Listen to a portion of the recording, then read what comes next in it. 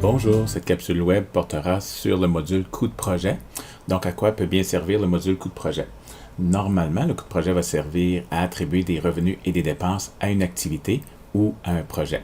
Donc, on va parler vraiment de revenus de dépenses. On parle aucunement de comptes d'actifs et de passifs. Donc, les comptes de bilan, on oublie ça. Ce n'est pas le but de l'exercice. Le coût de projet est attaché aux principaux applications d'Acomba, c'est-à-dire à la comptabilité, le module client facturation, le module fournisseur et le module de paye. On démarrera le module coût de projet dans le module comptabilité, où est-ce qu'on peut avoir un nombre illimité de projets. Le numéro de projet peut avoir jusqu'à 20 caractères alphanumériques, où est-ce qu'on pourra avoir un projet admin, un projet où est-ce qu'on pourra déposer des transactions qui ne sont liées à aucun projet. Et ici, on fera exemple d'une compagnie de transport, où est-ce qu'on veut attribuer des revenus à des camions et des dépenses à des camions et connaître évidemment l'état des revenus et dépenses par camion. Donc, c'est toutes des choses qui sont possibles.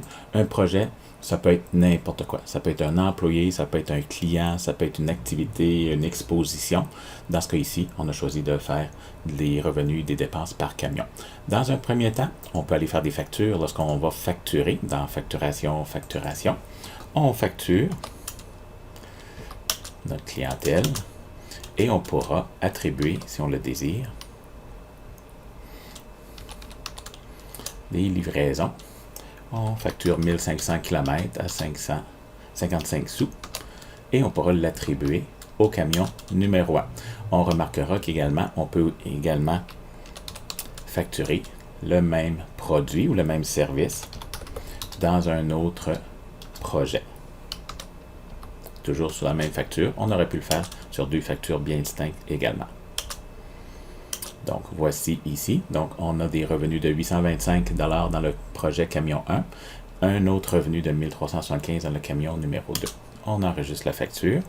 Même chose au niveau des dépenses lorsqu'on inscrit les factures d'achat.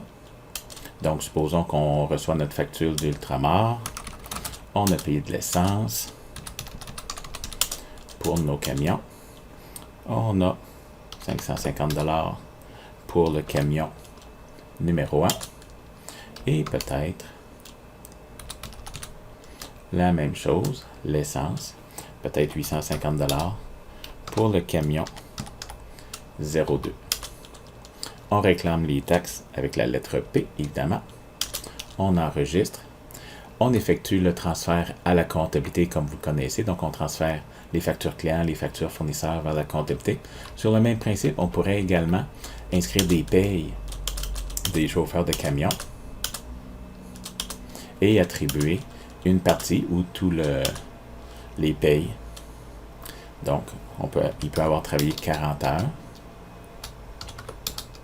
dans un seul projet. Mais si on se rend jusqu'à l'autre bout, voyez-vous, dernier onglet, on peut attribuer une partie de 40 heures dans un projet en particulier où il a peut-être travaillé sur le deuxième projet et on peut dire qu'il a travaillé 22 heures sur tel ou tel projet. Sur le même principe que le compte client et le compte fournisseur, on va effectuer le transfert vers le module de comptabilité. Une fois que les transferts sont effectués, on pourra faire l'état des résultats et connaître l'état des revenus dépenses par camion. Donc, après avoir transféré toutes ces données du compte client, du compte fournisseur et du module de paye vers le module de comptabilité, on pourra produire l'état des résultats. Donc, l'état des résultats est toujours sur le même principe, donc sans égard au projet. Donc, on a une boîte ici, projet, où est-ce que si on veut avoir une idée de la compagnie globalement, on n'est pas obligé de l'utiliser par projet, donc on a nos chiffres globalement. Par contre, si on veut vraiment restreindre l'état de résultats à un ou à plusieurs projets, il n'y a rien qui nous empêche d'aller chercher notre projet, notre camion 1, et d'avoir son état des revenus dépenses. Donc, on a notre revenu de 825 $ et l'essence. Donc, on a un profit pour ce camion-là, pour ce projet-là, de 346. Même chose, on peut aller chercher le camion numéro 2 pour en connaître son résultat. Sur le même principe, on a ici aussi donc un profit et on peut unir les deux, c'est-à-dire que lorsque les projets sont bien numérotés, donc on peut unir en remplaçant des caractères par des étoiles. Comme on a de la place pour 20 caractères alphanumériques, Donc, on peut avoir une numérotation quand même très intelligente pour que ce soit possible de regrouper des projets ensemble en remplaçant un ou des caractères par une chaîne d'étoiles.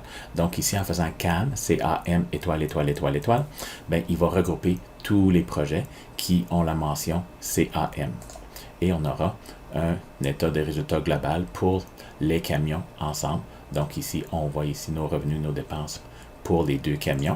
On peut également faire le forage, où est-ce qu'on va voir de façon plus détaillée l'ensemble des factures par camion et l'ensemble des dépenses également par camion.